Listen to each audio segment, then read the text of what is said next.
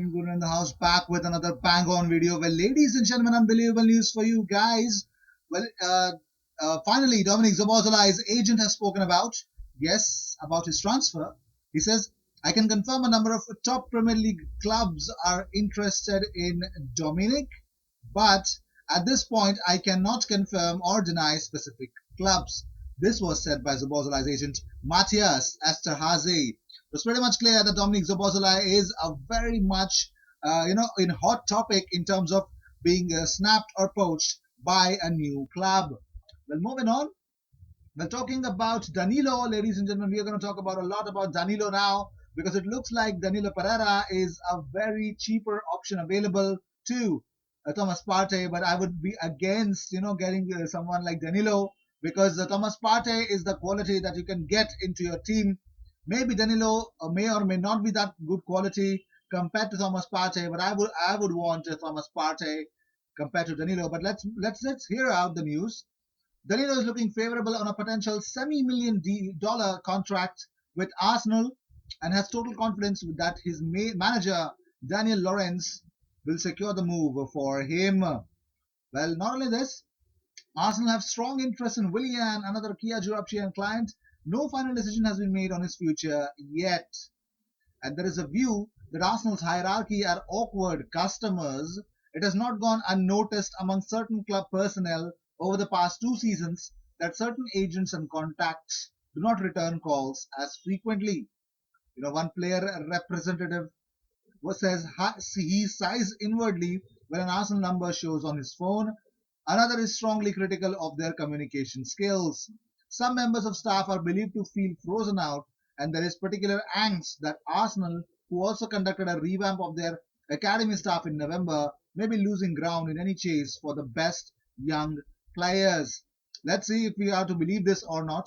But moving on, the fear in certain quarters is that Arsenal's executive team are now to select a set of voices and marginalizing those with an alternative view, particularly when it comes to transfers and planning.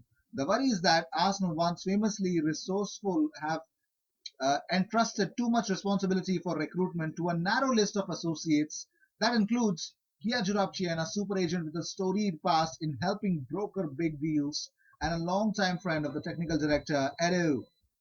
Well, not only this, but finally, Porto will not sell Arsenal target Danilo Pereira for less than 40 million euros. It's pretty much clear that they had a bid of somewhere around 30 million euros rejected last season. So that is pretty much clear that they would want to get a good deal and a good amount of money.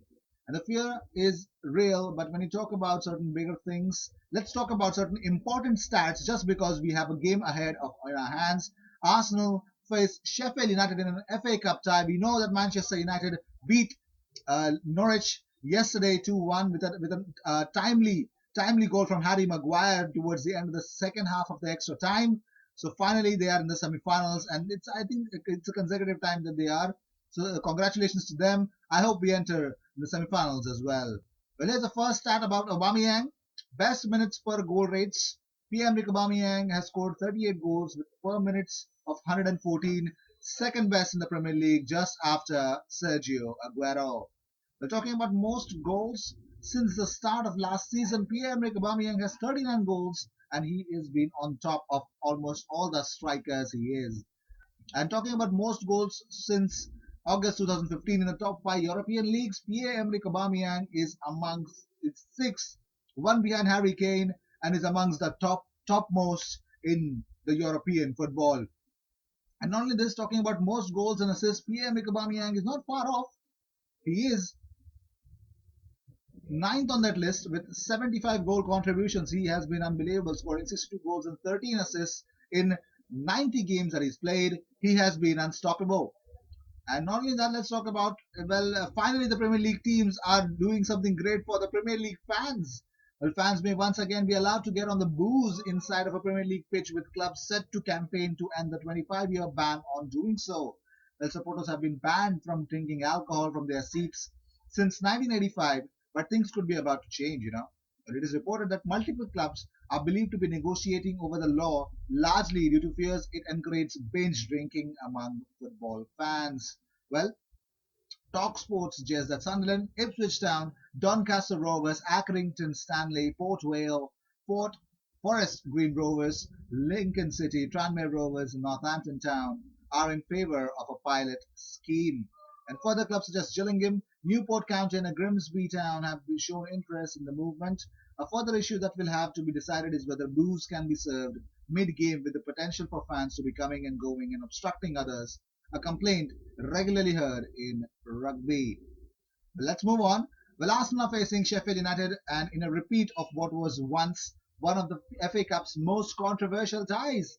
Well, in 1998-1999 season, Canu scored this winner as the Gunners ran out 2-1 winners over the Blades at Highbury. However, Steve Bruce's visitors were incensed by a lack of sportsmanship as they had kicked the ball out due to an injury and expected it to be returned. As a result, Arsene Wenger agreed to void the result and replay the tie in North London, with Arsenal also winning the rearranged match 2-1. However, Bruce would later declare himself disappointed that the second game wasn't played at Bramall Lane as the today's tie will be played at. So probably Steve Bruce is not happy at all. He's not a good man, is it? Well, moving on, a demanding man from my perspective. Moving on. Well, did you know David Luiz has signed a new one-year deal on significantly reduced terms? So he'll get a reduced amount of money in that new deal, which allowed Arsenal to also offer permanent contracts to Cedric Soares and Pablo Mari because they had cut down on a good amount of money. Moving on, Scott Al-Mustafi is ready for the Emirates FA Cup, ladies and gentlemen. He posted hashtag Emirates FA Cup. Next, let's do this hashtag SM20. So Scott Al-Mustafi is ready for Sheffield.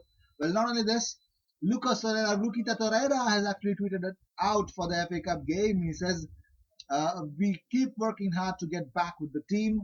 Hashtag LT11. Hashtag come on Gunners. So Lucas Torreira is working really hard to get back to that playing 11. The team sheet, I would want him to be coming to Arsenal as soon as possible in that playing 11. Well, moving on. Well, it is understood that Matteo Guendouzi remains committed to finishing the season with Arsenal before assessing his options ahead of a potential move away from North London. But it looks like the Frenchman is looking really angry with the whole, disciplinary problems and also that Arsenal are wanting him away. But he says the Frenchman's disciplinary issues have twice caused him to be dropped from Arteta's squad this calendar year, and he's believed to have made it clear he would not be against leaving the club. Talking about it, Mikel Arteta has opened up about the whole transfer situation, how Arsenal will act and react in this coming transfer window. He says Mikel Arteta is. The report says that Mikel Arteta likely to make deals like with loans and free transfers as cash hit Arsenal face summer of turmoil after posting losses of £27 million. But former star Ray Parlour calls on board to gamble somehow. While talking about transfers, Arteta said, do we need to improve our squad? The answer is yes, of course we do. But first, with the players that we have right now here, then we can go in the market and recruit and make some changes and find players that keep going to help them even better. And it's going to quicken the process great. So yes, it looks like they are going to invest, but let's see. And talking about on whether he has the players to play the way he wants to play, he says you have to fit the squad balance. So that you have a bit of a mixture of everything. First of all, what type of personality are you signing? Does it fit with your club culture? Yes, that's the first tick. After quality-wise, what do you need? You need physicality, technical ability, and specificity for certain positions. And then from then on, you need to make the right decisions. Some of them are tough to take, and some of them people won't understand.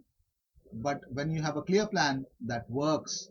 So I think yes, I think just when Mikel Arteta started opening up, I am pretty much clear that he is whatever he's saying, I'm buying it up. But let's see.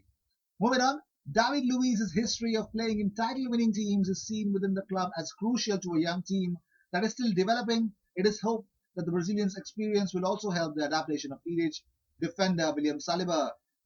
And that is the biggest reason why David Luiz was given a new contract, by the way. But moving on, Arteta has spoken about Hector Bellerin. He says he has had a lot of injuries that hasn't allowed him to be very consistent, but the effort he puts in, the commitment he shows to the club and the players is always at the top. And his performances can improve, of course, they can, and he's trying hard to do that. Did you know Arsenal midfielder Matteo Guendouzi made a €2,000 donation to regional medical centres around Lorraine during the height of the coronavirus pandemic? via the FC Lorraine Ultras fundraiser. So he is, ladies and gentlemen, the beautiful. I mean, he's done that, isn't he? But moving on, Arsenal's managers, owners, and transfer team are united in their desire to sign Dyer Upamecano from RB Leipzig this summer, but reportedly have concerns about his price tag. Simon Mukwell said, "I think everyone from the manager to the recruitment board to the staff are on board with trying to get Upamecano over the line." Arsenal have been given a boost when they face Norwich next because Arsenal have been because Tim Klose has received a red card against Manchester United in the FA Cup on Saturday evening. The 32-year-old was given his marching orders for pulling back. Odion Igalo and has received one match suspension. Will see him miss the Arsenal clash next week. Norwich will be already without Christoph Zimmermann, Sam Byram, and Grant Hanley for their trip to North London due to injuries. So Arsenal are on the top. Well, these are the news of the day. I hope you enjoyed whatever came your way. All the views and news and everything about Arsenal comes on this platform every single day, twice.